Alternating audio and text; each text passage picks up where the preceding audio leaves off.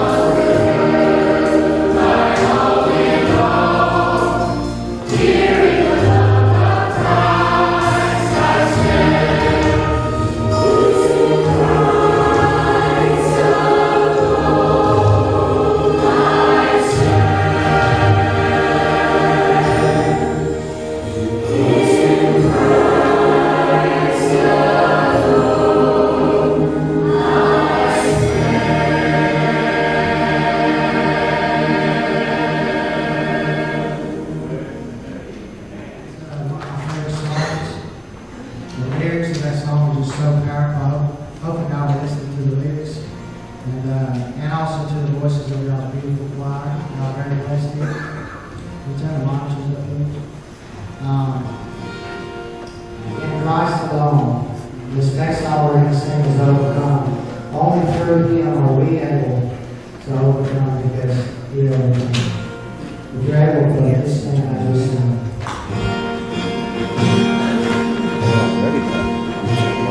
Oh, yeah.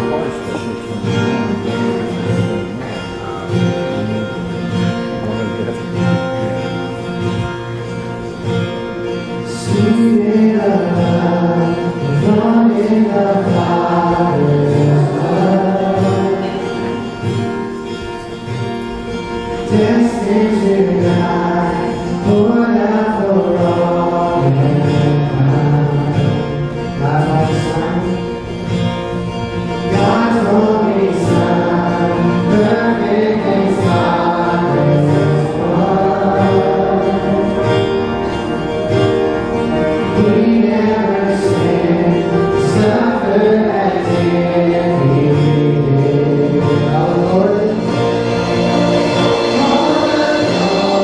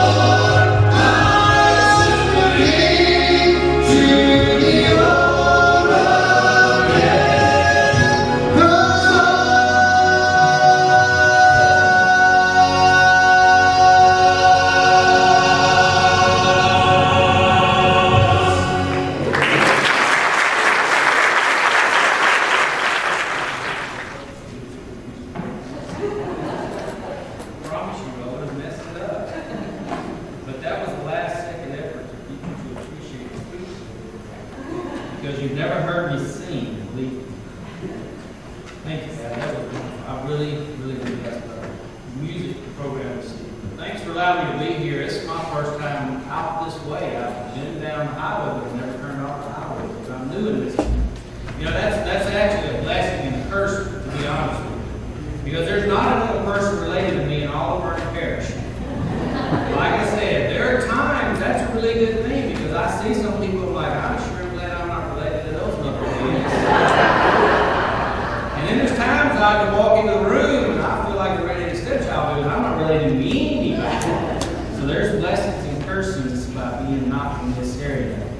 But thank you, brother, for having me here tonight. And I'll be honest with you, I'm a little intimidated after Brother Roy preached to me yesterday and Dr. Smart's preaching to you tomorrow. Everybody says, oh, this is Jeff. Well, I said, no, that's Dr. Smart. I'm just Jeff, okay? But you get to hear from him tomorrow, so I'm sorry. But today is just kind of like the lull before the storm tomorrow. But I noticed a lot of my guys came tonight. I don't know if they came to hear me preach tonight, if they just wanted to make sure I was hating myself. That's probably what it is. Just wanted to make sure I didn't act up and bring embarrassment on them. But I'm glad to be here tonight.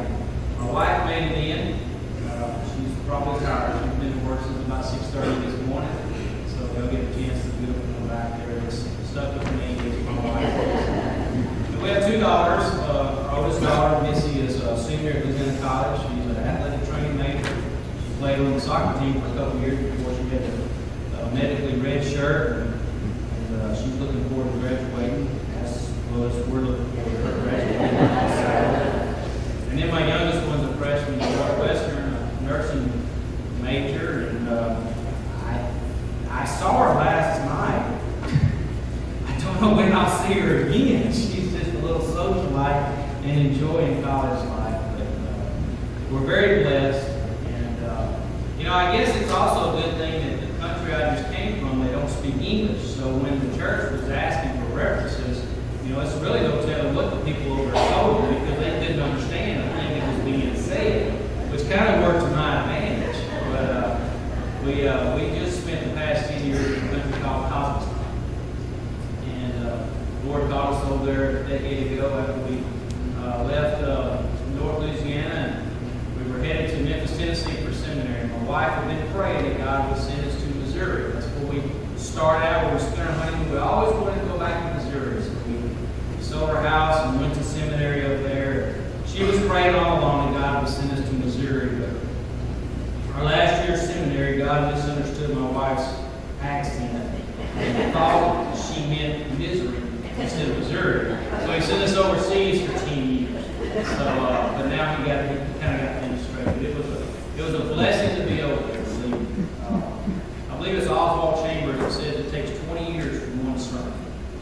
20 years of a man's life before he can really preach the fire of one sermon. And I went over 20 years, believe me, he saw some stuff. So you'll have to forgive me because I preach through missionary eyes. Okay? I know the world's all messed up, and I know there's a whole lot of mixed feelings between them and us, but I have friends that are Muslims. I have people there I love dearly that did not come to faith. I'm still praying that they do. So you just have to forgive me if I preach through missionary eyes. And believe it or not, I'll have a story or two to tell throughout the sermon tonight. But we're glad to be here, and I'm hoping you can understand me. I'm from North Louisiana. I have a tendency to speak a little fast sometimes, so I'll try to slow down. It kind of reminds me of a Cajun joke, though. And y'all might have heard it, but I figure I might as well tell you anyway, because it might help explain my speaking style. But between Boudreaux and Thibodeau, Boudreaux went down to South Louisiana and he drove down in his car. And he went to a livestock auction. And while he was there, he brought a big bull out. Boy, it was the most beautiful bull he'd ever seen. He couldn't let that bull get away from him. So he got into the bidding war for that bull. Lo and behold, he won that bull. $1 left in his pocket. And then it dawned, how in the world am I going to get this bull home? I come in the car. It's not going to fit in the car. I can't tie it behind the car and pull it all the way back home. What am I going to do? He decides to go to the telegraph office and ask how much to send a message to my brother. They said, well, it's $1 a word. He's got $1. He thinks about it for a second. He said, okay, I got it. I'm going to send him a telegram. He said, I want you to send him the word comfortable. The guy taps it out. C-O-M-F-O-R-T-A-B-L. He sends it over. He gives him his Bible. He said, Woodrow, why did you send the word comfortable to your brother? I thought you had a problem here with getting bull back home. He said, I do. He said, but see, Thibodeau, my brother, he reads really, really slow.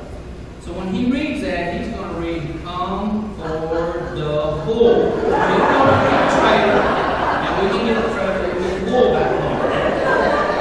So, if I need to go a little fast, I'll just say, hey, comfortable here, okay?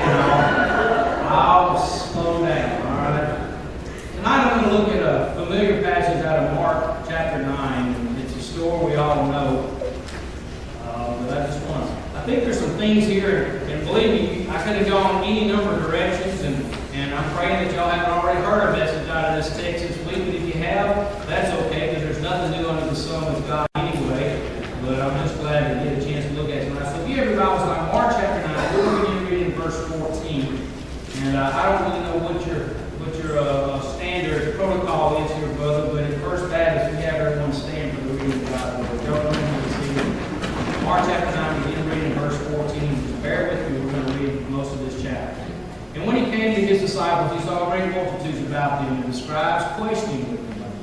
And straightway all the people, when they beheld him, were greatly amazed, and running to him, saluted him. And he asked the scribes, what question ye with him?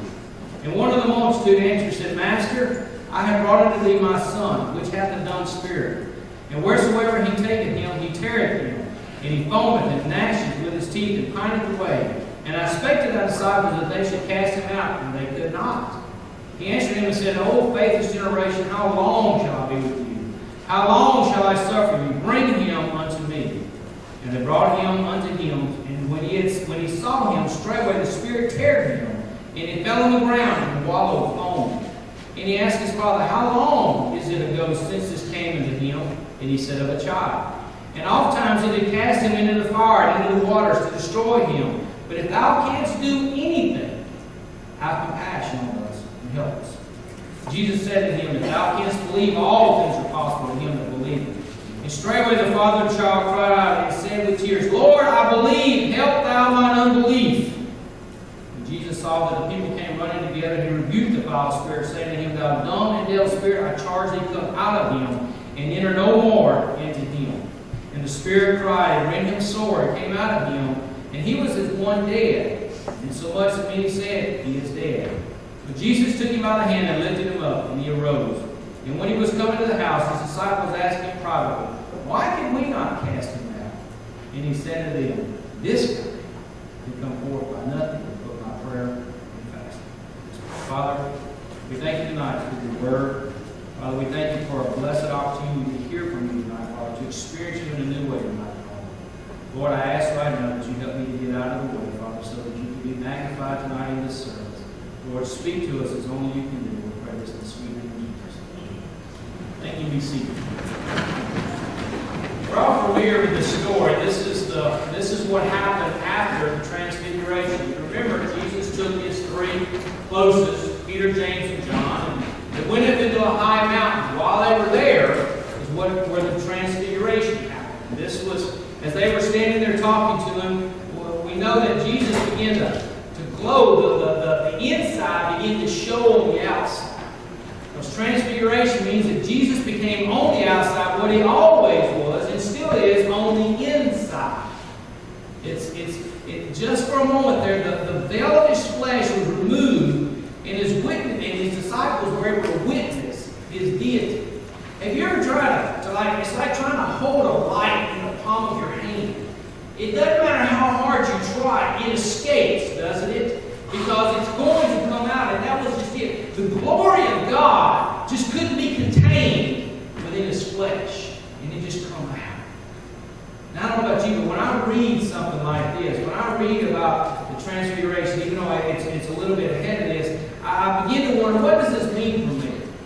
What does that mean to me? How can I apply the Transfiguration to my life? What does that teach me? Because that's what God's Word is about. It's teaching teachings. Every word there is applicable to us. So what is he teaching us? What does that have to do with me? See, this is not like some Superman where Jesus is pulling back his robe and there's this big S on his chest. No. This was much grander than anything like that. This was on a far bigger scale than anything like that. The holiness, the deity of Christ burned through for a second because it could not be tamed. Think about it. Wow. That's pretty incredible, isn't it? That glory of God just couldn't stand. And it just burst out for a second. It just burst out for a second. You know, there's this thing going around. I've been hearing it on the radio here lately. There was this, somebody put a picture up on Facebook, a video on Facebook or on YouTube or something. There was a mom that had been deployed for like 10 months, and her little boy was watching her. She's in line up there, and she, she's in the military, and she's standing there at attention, and she can't bust ranks, and her little boy is just standing there, Mama, Mama, Mama, Mama, and he couldn't stand it, and he just bust through, and he run up, and he grabbed her right there, and it's all over the news, how he just couldn't contain himself anymore. He just had to get hold of his mom, and that's what it was. The glory of God just had to get out.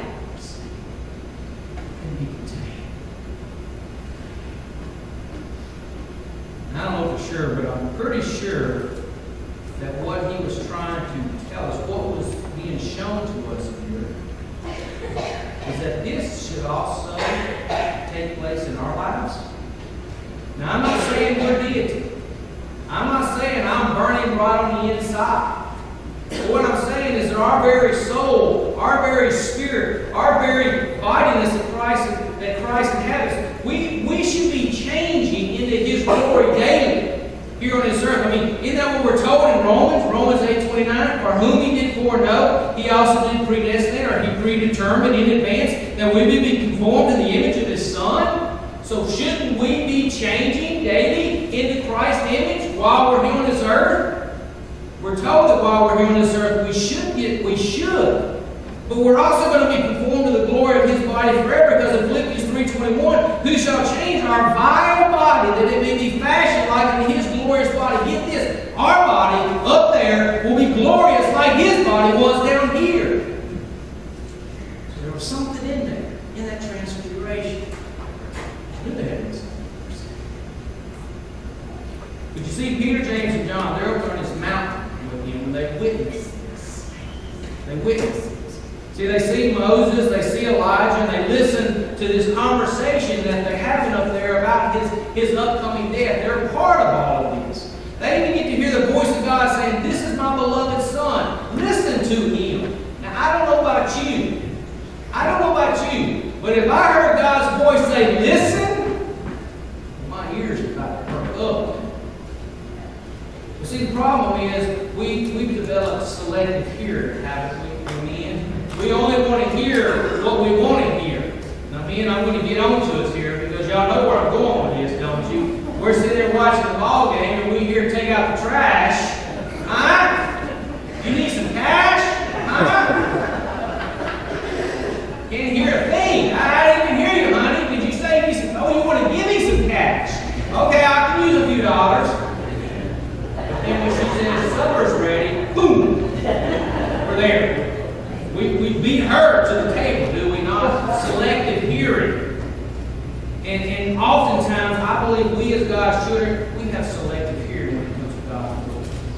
We want to pick and choose the parts that we want to listen to. But just imagine a scene with me. Try if you will. Think about this for a second. They're up on a mountain. Now, you may have to close your eyes. God gave us an imagination. Did He not? He intends us to use it.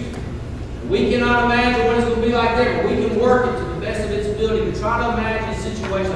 Think about this second. They're up on a mountaintop, and they've just seen the glory of God revealed in the very person that they've been spending all this time with. They've seen Him walk on water. They've seen Him calm the storm. They've seen Him feed thousands. They've seen Him heal people. They've seen Him raise people from the dead. Now they get to see His glory revealed. Just imagine.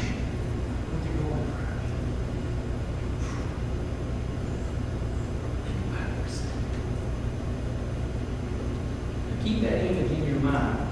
That feeling of awe, the feeling of wonder at just who He is, because that's important as we're going to go through this text.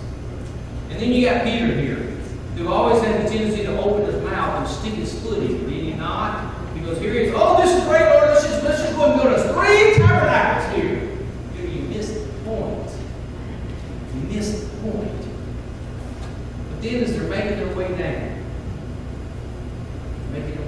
I can imagine that conversation. As you're just still talking about, oh gosh, that was just incredible what we saw. Lord, how did you do that? And Moses was here. And Elijah, seriously, Elijah was here too. Just thinking about that conversation. They're going down the side of the mountain. I know we don't have a lot of mountains here in southwest Louisiana, but they're going down the mountain. And you get to the foot of the mountain, you get to the bottom of the mountain, you get down to that lowest part, and they find things to be just a bit different. Things are a little different here. Wouldn't it be wonderful if we could just live up there on those mountains all the time? Oh, brothers, y'all know what I'm talking about. We could stay up there with God all the time.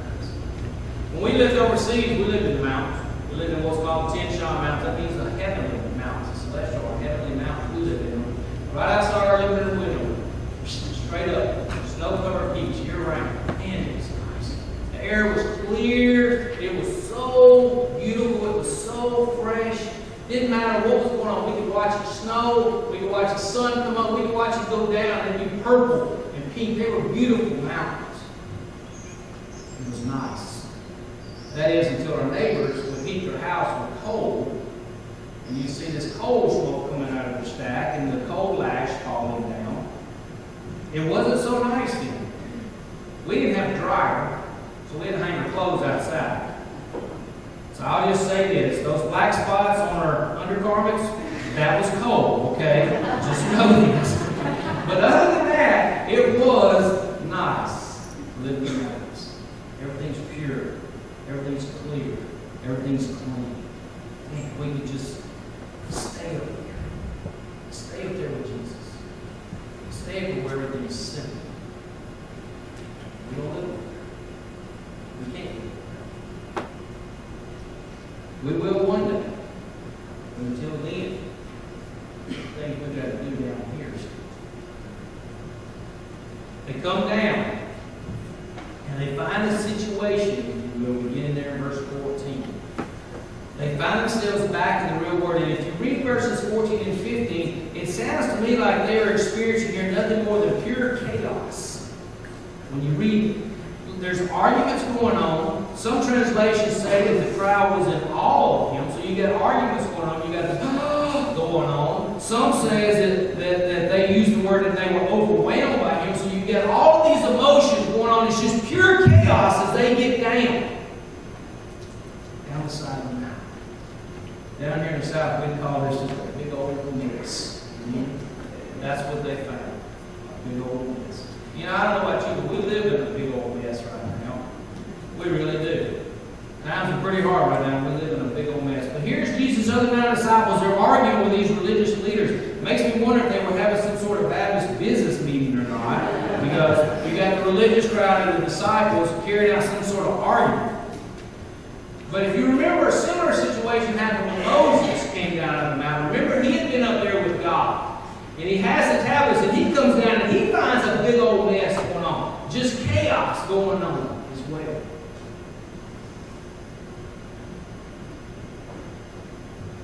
At the heart of this mess was a desperate father. A desperate father with a son who had no spirit. Some say this boy had epilepsy. Some say he was possessed. All I can tell from this passage is that it was something more than just a neurological thing that was going on in this boy's life. There was something wrong here. Okay? There was some demonic activity as well. But whatever it was serious. And this man was seeking Jesus. Now, let me throw this in there just for what it's worth. Brother Brad likes to say for the what it's worth category. Believers, listen to me, we have no business dealing in that spiritual dark world. We have no business dealing in occultic. We have no business dealing with horoscopes. We have no business dealing with tarot cards or anything like that. We have no business If you want to know what your fortune holds, read the book. Ask Jesus. We don't need to go to some fortune teller or some occultic person to tell us what's in our future. God will let us know right here in these words what's going to happen. We've got no business there. Just what's right. You heard the old saying, you play with fire, you're bound to get burned. You play right in that stuff, you're sure to get messed up. Stay out of it. Stay out of it. So here we have this desperate dad who's brought his suffering son to Jesus. And when he found that Jesus was not there, he went to his disciples to help him with his son. But Jesus is up on the mountain here. Can you guys help me? My son is in a bad shape. He needs help. The disciples couldn't do anything. But see, they in their mind, they figured they could do this. Because remember earlier, Jesus had sent them out 2 by 2. And remember, they went out and they performed all these miracles, and they came back to him, and as they reported, they said, Jesus, listen, even the demons are subject to us through your name. They have been able to cast out demons. Hadn't been a problem before. Why now? Why now could they not do anything in this situation? See why it was chaos? See why it was a desperate situation? We're going to get the answers a little later on, I believe, but it's obvious from this story. I believe here, though, as they're arguing with the religious leaders, that the religious leaders are having a heyday in this situation. Listen to me here. Here we have the disciples trying to do something and failing miserably. But you know, today, there's a lot of people that judge Christ based on the actions of his followers. A lot of people judge Christ based on the actions of some of his followers, or those that claim to be followers. People will turn away from church every day because some ultra-charismatic personality on TV that took all their money and said he's going to bless them and then run off and fell into some immoral island. You see, all you people are like that. I got no business going down to the church like that.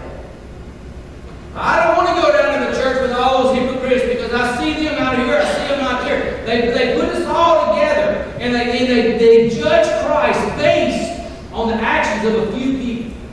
And that's what these religious leaders are doing. They're sitting there going, y'all been following him. Y'all know better than anybody else. We had so many friends overseas. Oh, it used to break my heart. Before we got in the country, there was a very large charismatic movement that went through there. Some that used to actually be on TV here in the States went through there. And you would not believe how many people we've run into that had turned away from Christ because they were flat broke.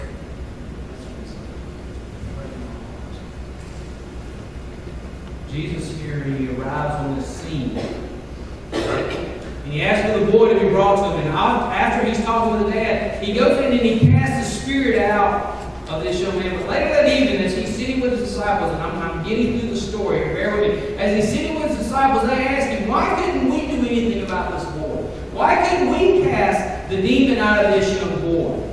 Was this some sort of super demon here? What was different about this one? We've cast others out. Why couldn't we do something here?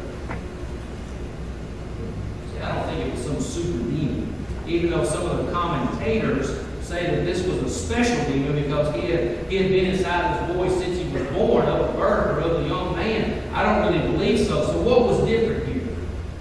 Now, if you have a King James, you realize that it said, this kind comes forth by nothing but by prayer and fasting. Every other translation takes that last word out of it. It takes fasting out of it. It says this kind can come forth by nothing but prayer. Now some say the fasting is in there because we know that fasting will help us with a spiritual breakthrough. Some say the fasting is in there just to emphasize the importance of prayer. Now I could have stopped right there and preached a sermon just on prayer and fasting. And brother, we can go a long time on that, couldn't we? We can preach a long time on that, but that's not where I'm going with this. That's not where I'm going with this. I believe what applies to us today as individuals, especially the church today, is that if we desire revival, this kind of revival needs to come by prayer. Serious prayer. And I'm going to get there. I'm building this thing. Bear with me. See, I'm limited to the TV back in my church. There's no TV tonight. Hope y'all got plenty of rest today. The first thing we're going to notice is Jesus is coming down the side down his mountain, as he's coming down from the mountains, we see the crowds of hurting people. And I don't know about you, but if you'll open your eyes, you will notice that people are hurting all around us. It's every week someone comes to our church, not once, 2, 3, I'd say every day people come through, hurting, lost, broke, looking for something. There are crowds of hurting people all around us. But so often we in our comfortable churches, we don't want to come down off the mountaintop. We got it good in here, brother. We got cushion pews. We're saved, or at least we think we're saved. All of our families accounted for. What do we need to be worried about them for? It's false. Jesus left us here. We can't stay up there. We have to come down. And we have to come down and realize that this world is real. But here's our challenge. If we take those mountaintop experiences, those times when we're close to Christ, if we can take those times and translate them down into the valley, then we can learn. Then we can begin to help a world that's hurting. It's a difficult thing sometimes to do that. It's a difficult thing. So often, though, we run into a situation like this and we try to fix things. We're fixers, are we not? I'm a fixer. Give me a situation and I want to fix it. We have a tendency to want to fix it. So we run into a situation like this and we just roll our sleeves up or we pull ourselves up our bootstraps and we want to fix it. Do we not? But Christ says in order for us to help this kind of situation, to help a world that is lost and dying, we need to have this kind of prayer, a devoted life of prayer. The world that is lost and hurting. I remember one day I was out in a remote village with some men right on the China border, on the side of the China border. This particular village was actually blessed because it had 5 believers in this village, and I knew every one of them. And we'd been sitting around drinking tea one night. We always drink tea. Drink lots of it. And as we're sitting there drinking tea, it begins to break out into a time of prayer for the village. And one of them says, with tears in his eyes, wait. There's a high place right out there. Let's go up on the mountainside so we can pray for the village. So we leave out and we begin to hike up the side of the mountain. And we get up there and you can almost see the village. Let's go a little bit higher. So we get on up and we get up to where we can see the rooftop of all the homes in this village. There's about 5,000 people in this village. We're up there where we can see them. But on one side we can see this village. We can see all these homes. But on the other side, believe it or not, there are guards in the towers on the China border side. We're standing up there. We begin to pray. You can have a prayer meeting. The sun's going down. These men begin to weep. They begin to pour out their hearts to God for their village. The village's name is Garat. They just kept pouring out their hearts.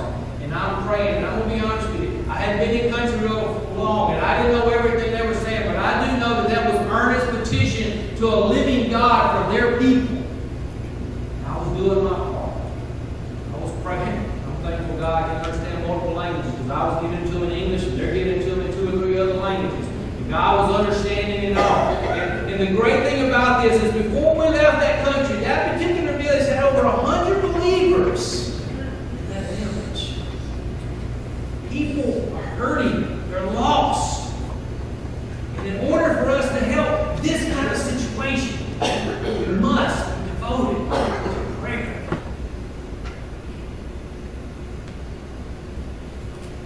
Life of prayer.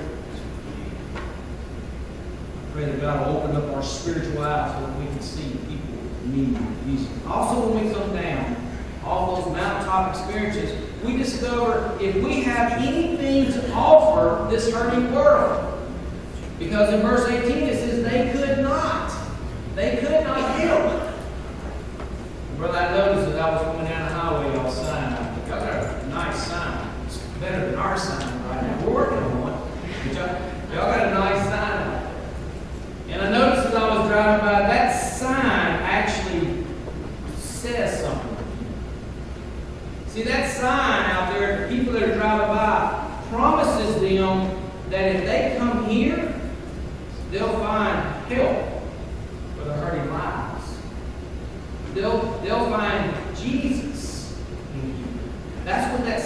says to people if they'll just turn down here and find the church. That's what it says. But I wonder this, if someone does come through, will they find that help? Will you be able to help? And I'm not picking on any church. This is to my church as well. This is to every church. If someone comes to those doors, will they find the help that they need? Will they find the love that they need? Will they find the Jesus that they need in our churches? Or will they leave here saying they could not help? We promise the world, we tell the world we can help. But if we're in our holy white towers and unwilling to get down and to get dirty and to love people like that, we're going to be unwilling to help, unable to help anyone. I wonder how many people die each and every day and will spend eternity in the devil's hell. Not because Christ couldn't save them, but because there was some Christian who let them down because some church didn't care enough to love them. No God. World is looking for something fast. I remember when I was a little boy, about 8 years old, a year earlier, our house had burned down. My mom and me and my brother had gone to the grocery store, and while we were gone, someone had thrown a brick in the window. We had those little gas heaters, back in the early 70s, and it had tipped over, set the curtain on fire, burned the house. So we bought a piece of property, and my dad didn't believe it. We built our own houses. So we built the house, we cleaned the backyard. It was an old lot, had a lot of junk in it. There was one pile of concrete back in the back. He said, I want you to get that concrete out. I'm probably 40 pounds soaking wet. The concrete had to weigh twice what I did. But it was hot, and I'm out there working on that thing all day long. I'm digging underneath this thing. I got shovels going. I'm trying to bust up with a hammer. I'm working on this thing all day long. I'm flat whooped. And I'm thirsty. There's no one around. There's no one there to direct me. And I'm walking to the house and I see a picture. Like a pitcher of water sitting right there at the back of the house. Yes.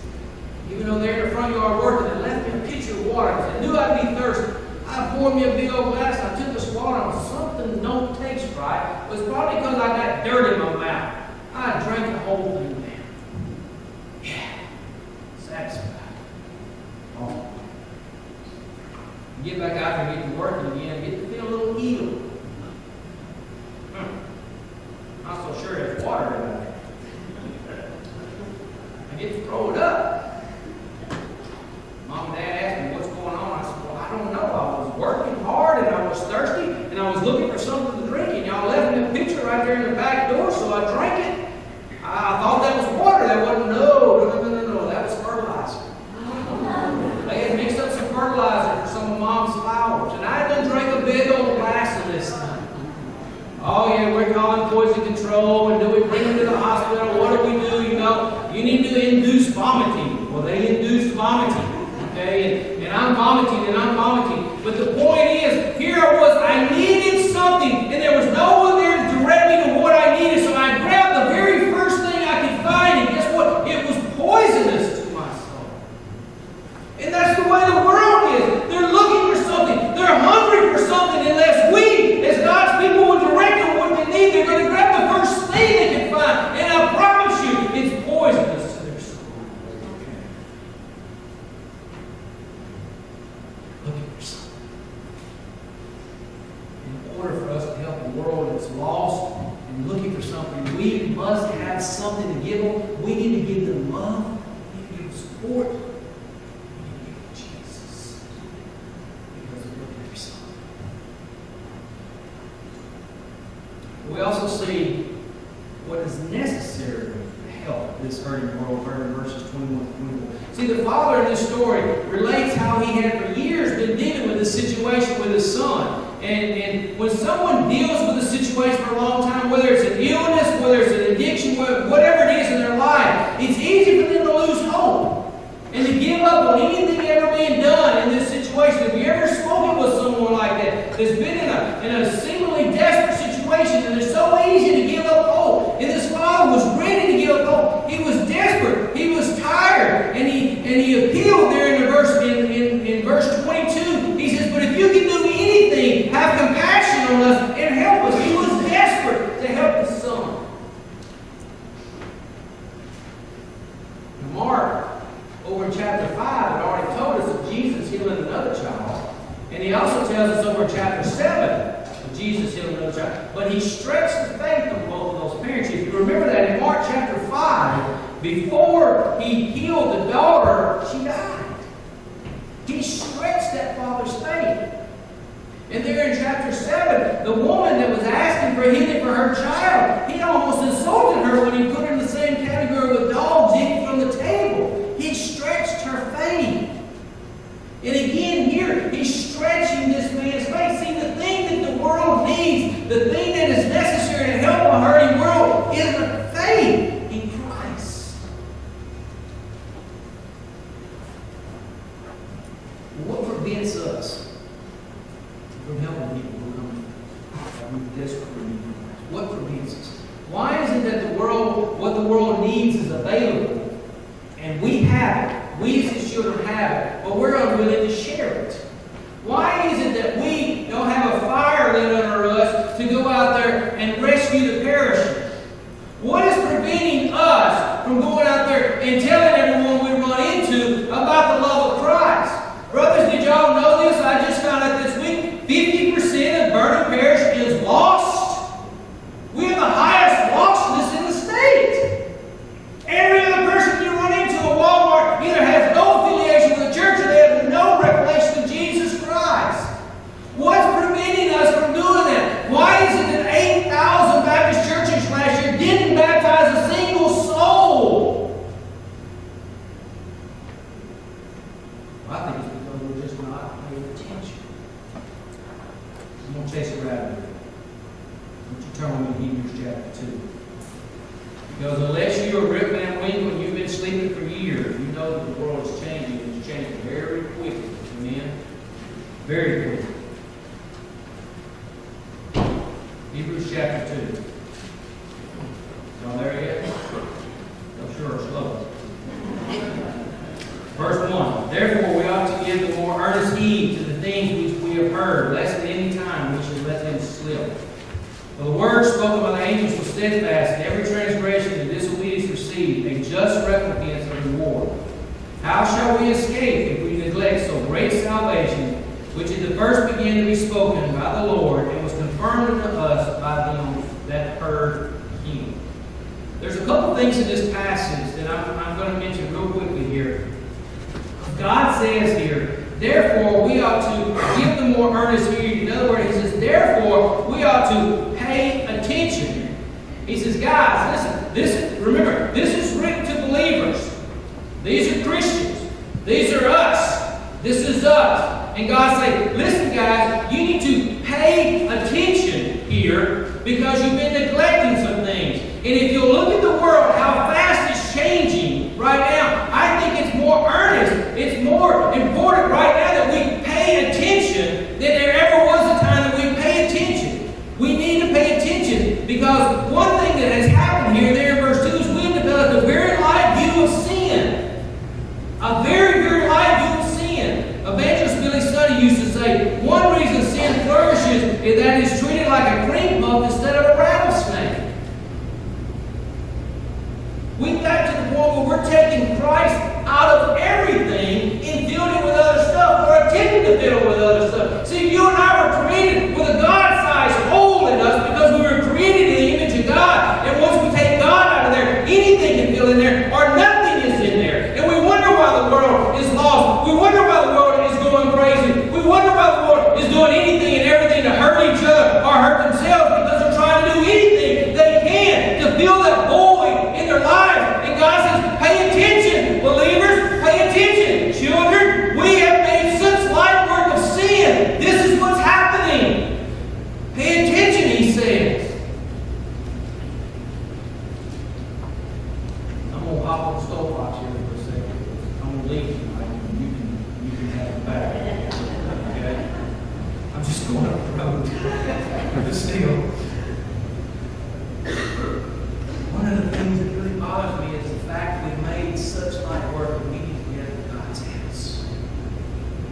We're willing to do anything except go to God's house. Oh, friends, how we need Jesus, how we need each other in these last days. We've made such light work of it. Oh, it's okay. I don't know how many times, just since I've been back in the States, I've heard someone tell me, oh, we're doing fine having church at home. No, you're not. No, you're not. God gave us a church because He gave us all these spiritual gifts to put us together as one body. Because if you're meeting by yourself, you might just be a finger right there. And you're not real good just being a finger by yourself. We need each other. Not only that, by yourself like that, you're successful in anything that comes along. You can easily fall into any temptation that comes your way. We need each other. And for people to make so slight work of coming to church, why in the world do preachers have to stand up here every week and we look at the bulletin boards and we go, oh, nobody's coming today. Where's everybody at? Don't they realize that it can be any day now that Christ will come back? My grandfather preached the gospel for 42 years, and he said every sermon, he said, if God gives me my 70 years, I know I will see Jesus face to face. Well, he died. He went home to be with Jesus, but I'm picking up the gauntlet. I don't believe I'll ever taste a physical death. If you notice, if you have paid attention, 10 years ago, we were beginning to get into this sin. We were beginning to get into anything that goes matters. But now, guys, we're falling off the table. Things have increased. We need to be in God's house. Hebrews 10:25 says, not forsaking the assembling of ourselves together as the manner of some is, but exhorting one another, and so much the more as you see the day approaching.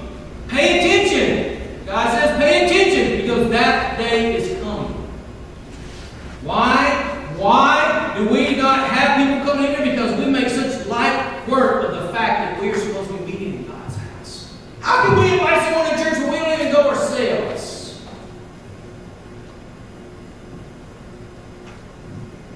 Another thing we do is we just refuse to pray.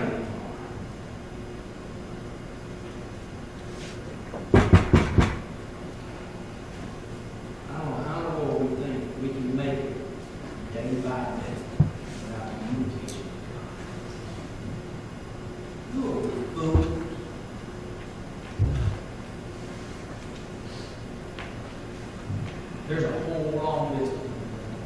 I'm going to cut it off and do one more. And that's just even just refusing to yield. And there's a whole bunch of other things I can get up there and beat this pulpit to death. But I won't do that because it was given in memory to someone about the sins that we are overlooking, that we refuse to pay attention to. How come we're not out there sharing Christ? Because we have made light work. But there's another thing in this passage. Not only have we made light view of sin, but we've also developed a very loose attitude about salvation. Did we forget what it cost God? Did we forget how much Jesus suffered and bled for us? Have we forgotten that? Have we forgotten what He's got waiting for us in glory? I don't know about you, but if one of you was to push me out of the road out there, if a truck was about to roll me over, I'm going to tell everybody about it. And that's exactly what Christ has done for us. He's taken the punishment of our sins, but we don't want to tell anybody. Why? Because we made light of the salvation of God. We don't think it's relevant anymore. This world all around us is lost, it's hurting, it's searching. And unless we as God's children wake up and we pay attention and we get serious about our salvation, we're going to look back. Get this, guys. We're going to look back in 5 years and wonder, what happened? How did we get here? What went wrong? Pay attention. I said, wake up. Pay attention. It's time to get serious. If we're going to have anything to offer to a world that is lost. Yeah. Let's go back over to Mark chapter 9. One last thing in verses 25 and 27, we find that only Jesus can help a hurting world. Only Jesus.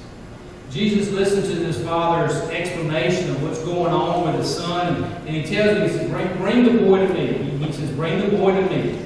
And we know he brought him to him, and we know that Jesus commands the spirit to come out of him, and the spirit tries to kill the boy there. But notice here that Satan didn't give up without a fight. Okay? That's right in the middle of that text. Satan doesn't give up without a fight. But Jesus took the boy by the hand and he gave him back to his father, fully restored and well, because only Jesus can save him.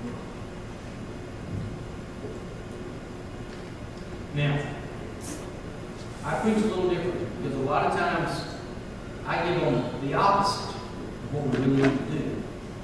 So now I'm going to go back and tell you what doesn't work so you remember what does work.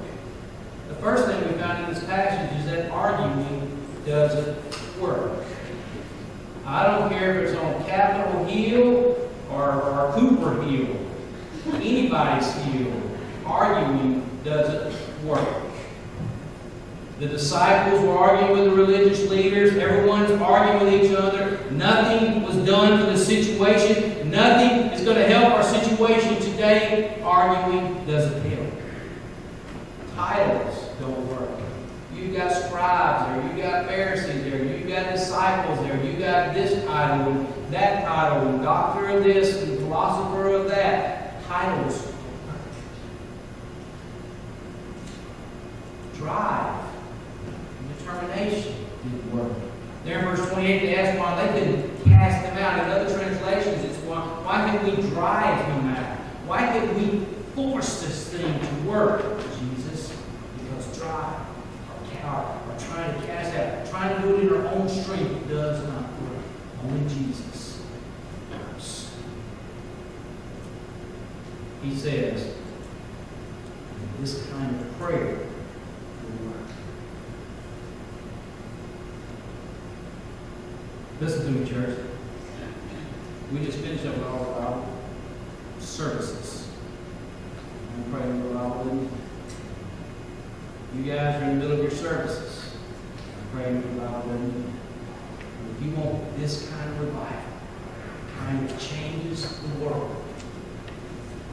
it can only be accomplished by prayer. If you want this kind of church, a church that is truly a light in a dark world. And the world is so dark, it doesn't take a lot of light right now to be bright.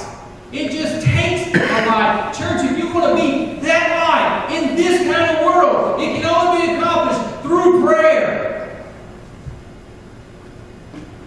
Families, if you want this kind of family, that's worshiping together, that's praying together, that's serving God together, that's sticking together, that's encouraging each other, that's leaving a legacy from generation to generation. This kind of family can only be accomplished by prayer.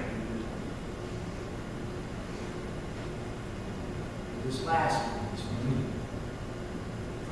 See, I might be closer to God than I was yesterday. I know we're close to God. This kind of relationship, I desire only in God. Serious prayer. Yeah. It's the same. It's the same. This can come about by nothing but my prayer and answer. Would so you can just ask you to allow your heads to just moment of position of promise. Ask you a couple questions as we're sitting for just a moment and finish it up. The Word has shown us that we live in days that are flying by really fast on us. Things are going upside down really quick. And what Jesus was saying here was the ordinary is not going to cut it anymore. We need extraordinary prayer. We need extraordinary amount of time. I ask you this evening, church, are you committed to giving that kind of prayer to Christ? Family, are you committed to giving that kind of prayer to make sure that your family is together? Husbands, are you praying for your wives? Wives, are you praying for your husbands? Are you praying for your children? They've got it a lot tougher than we did. Give them this kind of prayer. There might be someone here tonight that desires that special, that type of relationship. One where we are being transformed daily.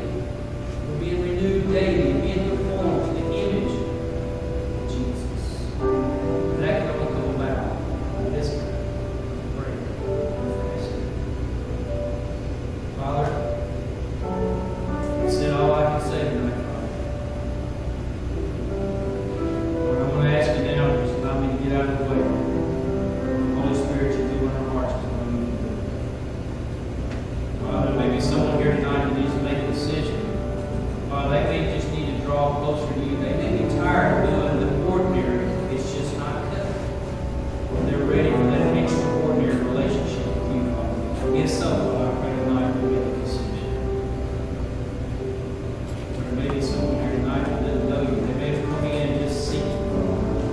saw that sign and thought, you know what? I can find Jesus in there. Father, if they did, I pray tonight, Lord, before they leave out, they will make a decision. Lord, there may be other decisions that need to be made. Father, I was looking as I walk in, there's plenty of spaces here for people to get on their knees. I was praying, Father, they desire this kind of relationship. Lord, I ask you to move in our hearts. If you would just stand for a time of protection, go and come down here. There's a time of protection.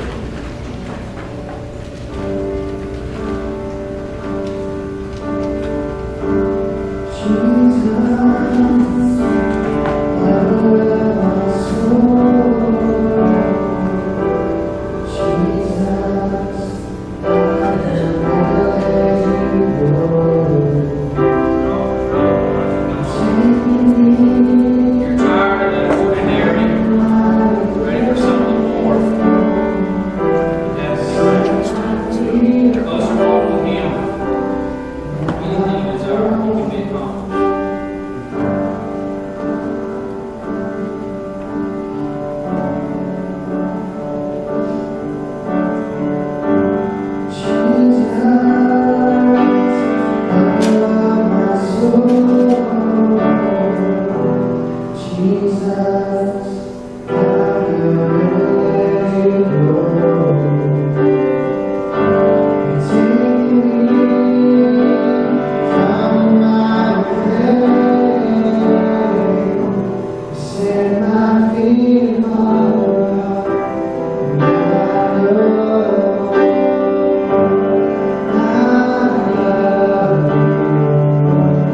I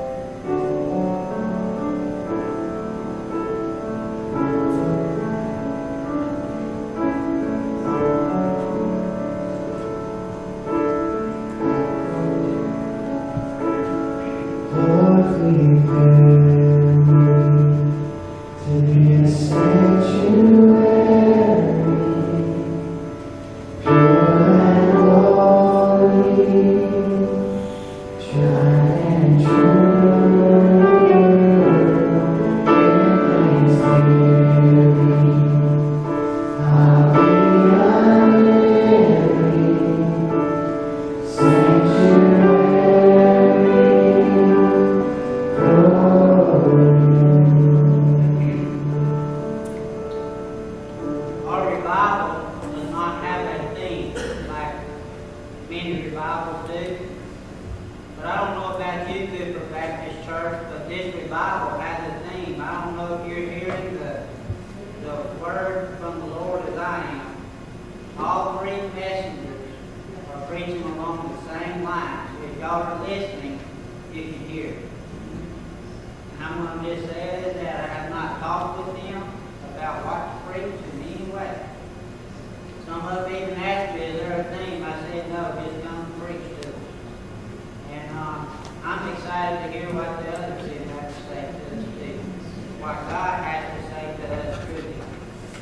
Thank you, brother, for bringing that message. And I want to ask you to join me at the back door, you and Lewis. And let's close in prayer tonight. And I want to ask Brother Bob here